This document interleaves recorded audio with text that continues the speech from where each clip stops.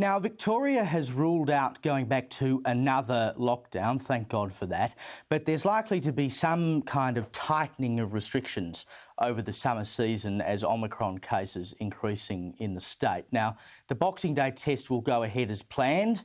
Again, thank God for that. I will hopefully be there on Boxing Day, but the legendary Australian Open is facing density caps, even though both events are held within weeks of each other. Try and make sense of that. I'm now joined by Victorian Liberal MP David Southwick. Welcome to the program, David. Good evening, Caleb.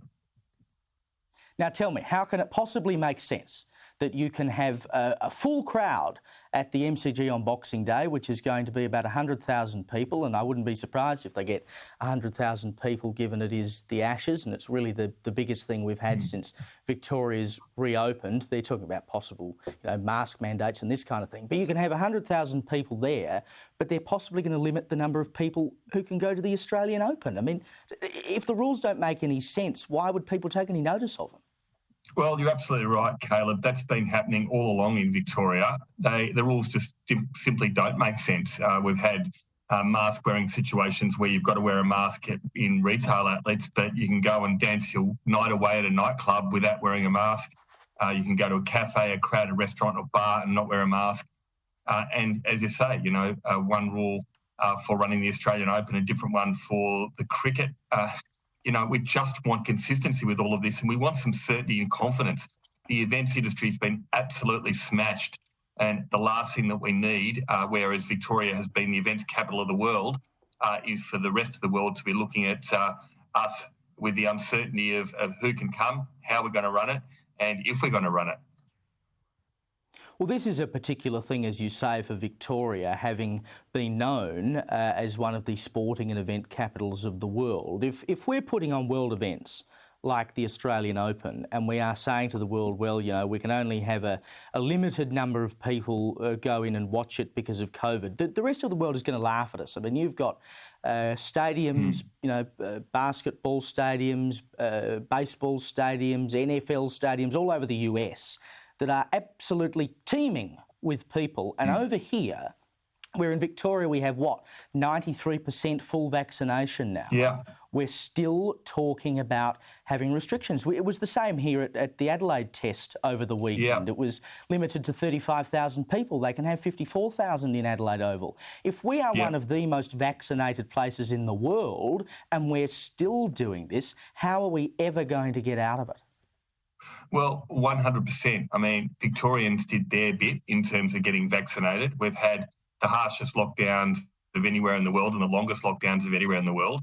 And it was our chance to have the reset. And the government said, get vaccinated and we'll open up again. We've got to get things back. We've got to create that confidence back in the economy, to small businesses, to many that have just struggled to keep their doors open. And again, we need to be able to reposition ourselves to the rest of the world and say Victoria is open for business, and the events is one of the key areas for us to do that.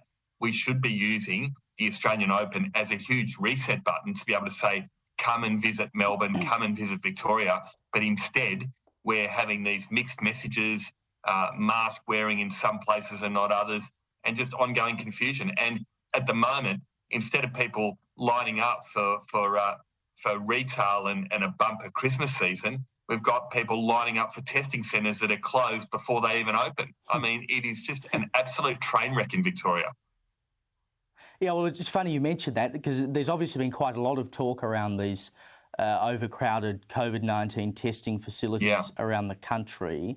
I believe you shared an image this morning on Twitter of a facility that reached capacity just after 6 a.m. I mean, 6 in the morning, for goodness sake. And these are people who are lining up to be able to go into state to see their families, or, they've been caught at an exposure site or whatever it is. It's just days from Christmas.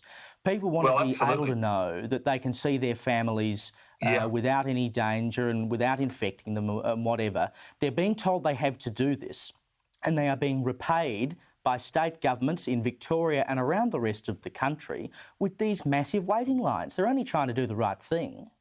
Caleb, you're spot on. We've had these testing centres close 3 days in a row. The health system's just not coping.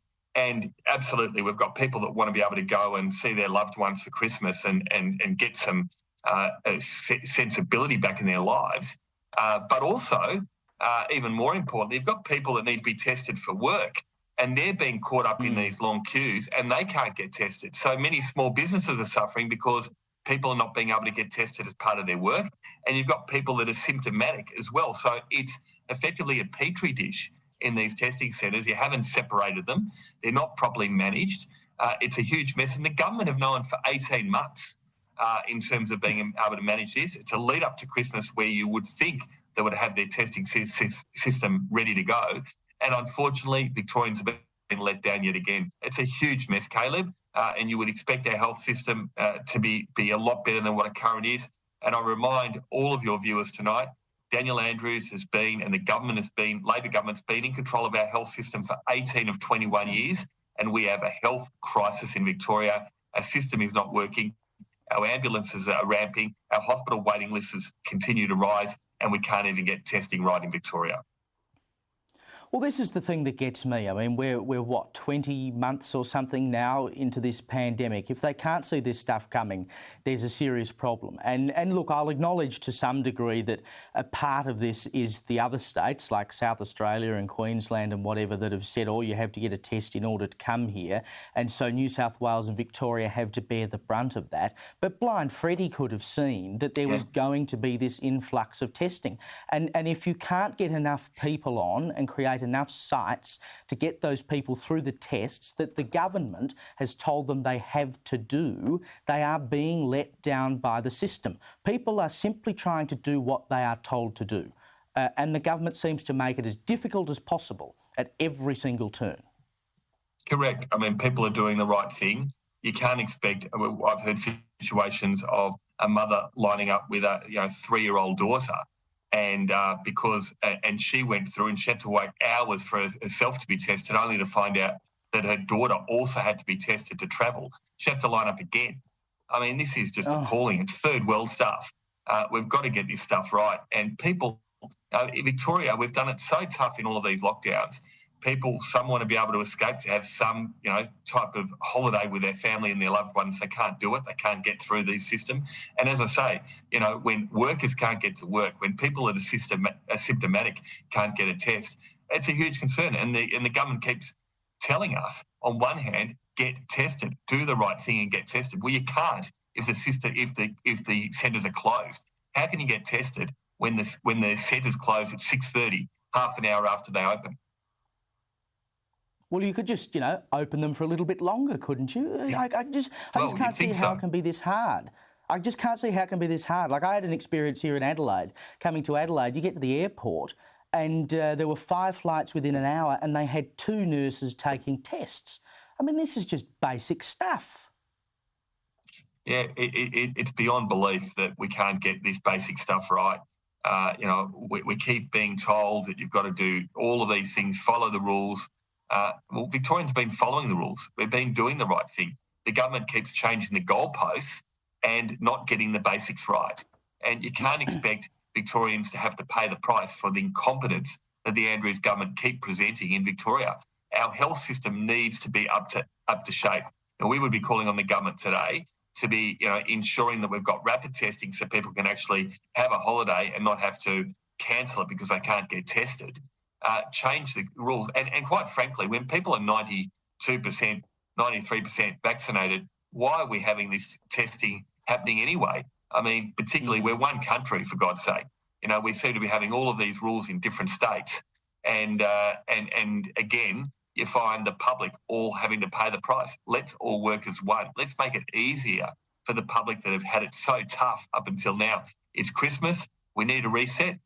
We need some confidence, and we should be able to be looking forward into ensuring that we can actually get on with our lives, not having government continue to interfere in our lives going forward, which we've just seen time and time again. I long for the day we are one country again. David Southwick, thank you for joining us on the program. Good on you. tonight. Thanks, Caleb.